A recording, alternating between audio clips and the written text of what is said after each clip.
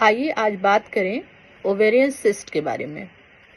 Ovarian cyst ज़्यादातर diagnosis में जब ओवेरियन सिस्ट आता है तो लोग ये जानना चाहते हैं कि क्या ये सिस्ट दवाइयों से सही हो जाता है या फिर इसके लिए ऑपरेशन ही एकमात्र लास्ट विकल्प है। देखिए, ओवेरियन सिस्ट एक तरह का नहीं होता, ये कई प्रकार का होता है। मोटा मोटा अगर हम समझें तो ये कभी कभी बिना किसी परेशानी वाला, जिसे हम बिनाइन सिस्ट कहते हैं, और कुछ परेशानियों के साथ, जिसे हम कॉम्प्लेक्स सिस्ट कहते हैं, हो सकता है। और बिनाइन सिस्ट भी कई तरीके के हो सकते हैं, जिसमें से प्रमुख है जो हम लोगों को सबसे ज्यादा मिलता है, फॉलिकुलर सिस्ट। फॉलिकुलर सिस्ट अंडे के ओवरीज से बाहर निकलने के समय बनने वाली एक सिस्ट है, जो कि ओवरीज के अंदर बन जाती है जब अंडा बाहर निकल जाता है, ओवम मैच्योर होकर रिलीज हो जाता है। ये सिस्ट के लिए कोई बहुत कुछ करने की जरूरत नहीं पड़ती है, कुछ दवाइयों के साथ 1 महीने में ये अपने आप सही हो जाता है। दूसरी सिस्ट होती है एंडोमेट्रियोमा या हिमोरेजिक ओवेरियन सिस्ट। इस सिस्ट में थोड़ी परेशानी होती है क्योंकि ब्लड का रिसाव, खून का रिसाव हो रहा होता है सिस्ट के अंदर, जिसकी वजह से धीरे धीरे सिस्ट की साइज बढ़ती जाती है और बहुत ज्यादा पेनफुल हो जाता है।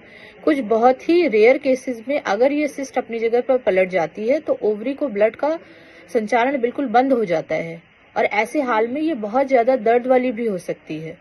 तुरंत इमीडिएट ऑपरेशन की जरूरत पड़ सकती है। कई बार ये प्रेगनेंसी के साथ भी होता है। उस समय सिर्फ इस सिस्ट को निकालना ही एकमात्र विकल्प होता है और बच्चे को बचाना दूसरी दुविधा होती है, जिसमें हम लोग किसी भी तरह से सिस्ट को निकाल के बच्चे को यूट्रस के अंदर सेफ रखने की कोशिश करते हैं। तीसरे प्रकार का सिस्ट होता है कॉर्पस ल्यूटियल सिस्ट। ये सिस्ट भी ओवम के बाहर निकलने की वजह से बनता है और ये भी एक सामान्य तरह का ही सिस्ट है। इसमें भी कुछ हल्की दवाइयों के साथ सिस्ट रिजॉल्व हो जाता है और 1 महीने के ही ट्रीटमेंट की जरूरत पड़ती है। चौथा सिस्ट है म्यूसिनस सिस्ट एडेनोमा। इसमें सलाइवा की तरह के कुछ चिकना पदार्थ सिस्ट के अंदर जाके जमा होता जाता है और सिस्ट साइज में बढ़ सकती है। इसमें बहुत बड़े साइज तक की भी स्राव के लगातार इस सिस्ट के अंदर इकट्ठा होने की वजह से ये सिस्ट ज्यादातर काफी बड़े आकार की होती हैं। इसलिए इनके अपनी जगह पर पलट जाने और जिसकी वजह से ओवरीज को ब्लड की सप्लाई बंद हो जाने की घटना हो सकती है। ऐसी स्थिति में ये काफी पेनफुल भी हो सकते हैं।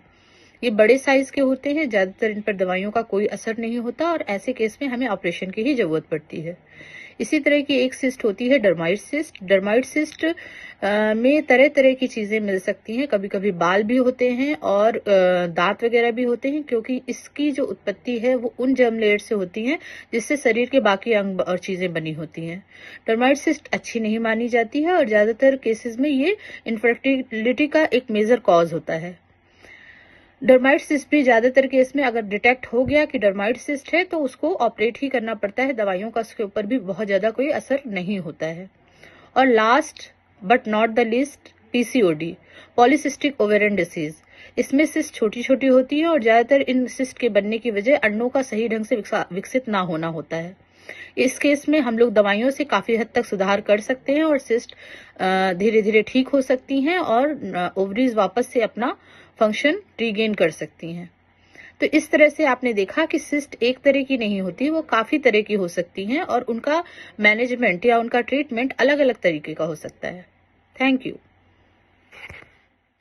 इस तक की भी